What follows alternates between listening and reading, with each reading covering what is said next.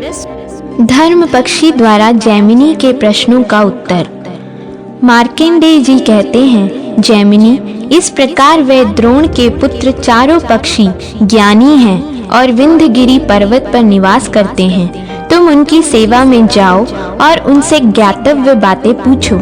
मार्कंडेय मुनि की यह बात सुनकर महर्षि जैमिनी विंध्य पर्वत पर, जहाँ वे धर्मात्मा पक्षी रहते थे, गए। उस पर्वत के निकट पहुँचने पर पाठ करते हुए उन पक्षियों की ध्वनि उनके कानों में पड़ी। उसे सुनकर जैमिनी बड़े विस्मय में पड़े और इस प्रकार सोचने लगे, अहो, ये श्रेष्ठ पक्षी बहुत ही स्पष्ट उच्चारण करते हुए पाठ कर रहे हैं। जिस अक्षर का कंठ, तालु आदि जो स्थान है, उसका वहीं से उच्चारण हो रहा है। बोलने में कितनी शुद्धता और सफाई है। ये अविराम पाठ करते जा रहे हैं, रुककर सांस तक नहीं लेते। श्वास की गति पर इन्होंने विजय प्राप्त कर ली है। किसी भी शब्द के उच्चारण में कोई दोष नहीं दिखाई देता। ये यद्यपि निंदित योनि को प्राप्त हुए हैं, तथापि सरस्वती देवी इनको नहीं त्याग रही हैं। यह मुझे बड़े आश्चर्य की बात जान पड़ती है। बंधु बांधवजन, मित्रगण तथा घर में और जो प्रिय वस्तुएं हैं, वे सभी साथ छोड़कर चली जाती हैं, परंतु सरस्वती कभी त्याग नहीं करती। इस प्रकार सोचते विचारते हुए महर्षि जैमिनी ने विंध्य पर्वत की कंदार में प्रवेश किया। वहां जाकर उन्होंने देखा वे पक्षी शिलाखंड पर बैठे हुए पाठ कर रहे हैं। उन पर दृष्टि पड़ते ही महर्षि जैमिनी हर्ष में भरकर बोले, श्रेष्ठ पक्षियों, आपका कल्याण हो। मुझे व्यास जी का शिष्य जैमिनी समझिए। मैं आप लोगों का दर्शन करने के लिए उत्कंठित होकर यहाँ आया हूँ। आपके पिता ने अत्यंत क्रोध में आकर जो आप लोगों को शाप दे दिया और आपको पक्षियों की योनि में आना पड़ा, उसके लिए खेद नहीं करना चाहिए, क्योंकि वह सर्वथा देव का ही विधान था। तपस्या का क्षय हो जाने पर मनुष्य दाता होकर भी याचक बन जाते हैं, स्वयं मारकर भी दूसरों के हाथ से मारे जाते हैं, तथा पहले दूसरों को गिराकर भी स्वयं दूसरों के द्वारा गिराए जाते हैं। इस प्रकार आने वाली विपरीत दशाएं मैंने अनेक बार देखी हैं। भाव के बाद अभाव तथा अभाव के बाद भाव। इस प्रकार भावाभाव की परंपरा से संसार के लोग निरंतर व्याकुल रहते हैं। आप लोगों को भी अपने मन में ऐसा ही विचार करके कभी शोक नहीं करना चाहिए। शोक और हर्ष के वशीभूत न होना ही ज्ञान का फल है। तदनंतर उन धर्मात्मा पक्षियों ने पाद्य और अर्घ के द्वारा महर्षि जैमिनी का पूजन किया और उन्हें प्रणाम करके उनकी कुशल पूछी। फिर अपने पंखों से हवा करके उनकी थकावट दूर की। जब वे सुखपूर्वक बैठकर विश्राम ले चुके, तब पक्षियों ने कहा, ब्राह्मण, आज हमारा जन्म सफल हो गया। यह जीवन भी उत्तम जीवन बन गया, क्योंकि आज हमें आपके दोनों चरण कमलों का दर्शन मिला, जो देवताओं के लिए भी वंदनीय है। हमारे शरीर में पिताजी के क्रोध से प्रकट हुई जो अग्नि जल रही है, वह आज आपके दर्शन रूपी जल से सींचकर शांत हो गई। ब्राह्मण, आप कुशल से तो हैं ना? आपके आश्रम में रहने वाले मृग, पक्षी, वृक्ष, लता, गुल्म, बांस और भांति भांति के तृण, इन सब की कुशल है ना? इन पर कोई संकट तो नहीं है? अब हम पर कृपा कीजिए और यहाँ अपने आगमन का कारण बतलाइए।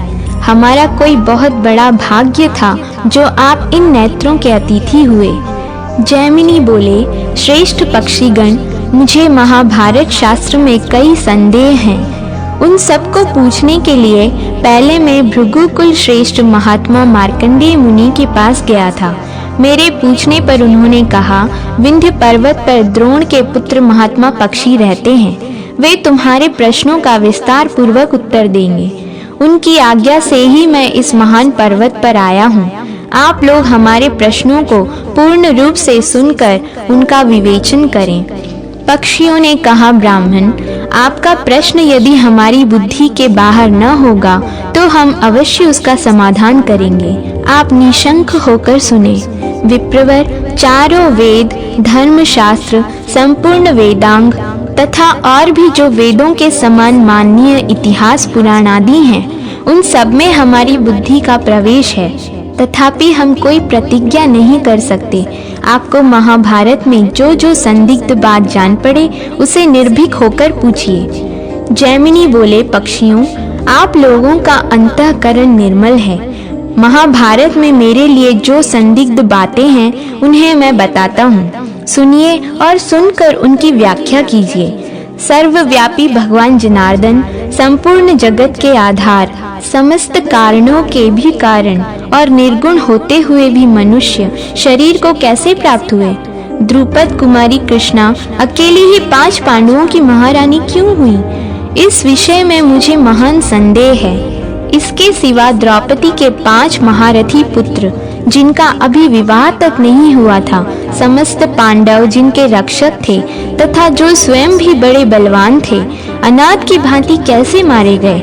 महाभारत के विषय में यह मेरा संदेह है। आप लोग इसका निवारण करें।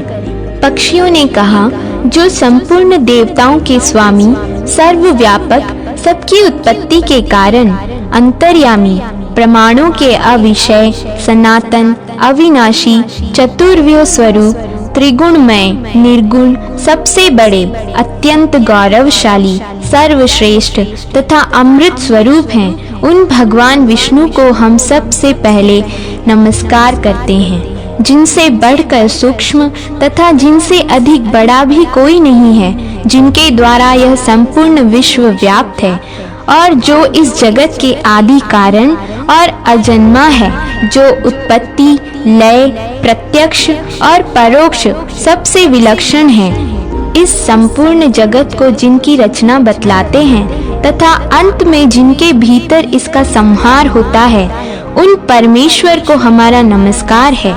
तत्पश्चात जो अपने चारों मुखों से ऋक्, साम आदि वेदों का उच्चारण करते हुए तीनों लोकों को पवित्र करते हैं, उन आदि देव ब्रह्मा जी को भी हम एकाग्र चित्त से नमस्कार करते हैं। इसी प्रकार जिनके एक ही बाण से पराजित होकर असुरगण कभी याज्ञिकों के यज्ञों का विनाश नहीं करते, उन भगवान शंकर को भी मस्तक झुकाते हैं। इसके बाद हम अद्भुत कर्म करने वाले व्यास जी के संपूर्ण मतों की व्याख्या करेंगे, जिन्होंने महाभारत के उद्देश्य से धर्म आदि का रहस्य प्रकट किया है। तत्वदर्शी मुनियों ने जल को नारा कहा है। वह नारा ही पूर्व काल में भगवान का निवास स्थान रहा, इसीलिए वे नारायण कहे गए हैं। ब्राह्मण, वे सर्वव्यापी भगवान नारायण देव सबको व्याप्त करके स्थित हैं। वे सगुण भी हैं और निर्गुण भी। उनका प्रथम स्वरूप ऐसा है कि जिसका शब्दों द्वारा प्रतिपादन नहीं किया जा सकता। विद्वान पुरुष उसे शुक्ल देखते हैं। भगवान का वह दिव्य विग्रह ज्योति पुंज से परिपूर्ण है। वही योगी पुरुषों की परानिष्ठा है। वह दिव्य स्वरूप दूर भी है और समीप भी।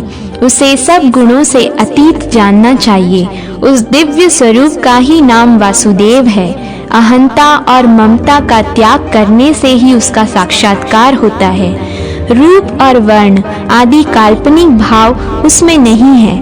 वह सदा परम शुद्ध एवं उत्पन्न अधिष्ठान स्वरूप है।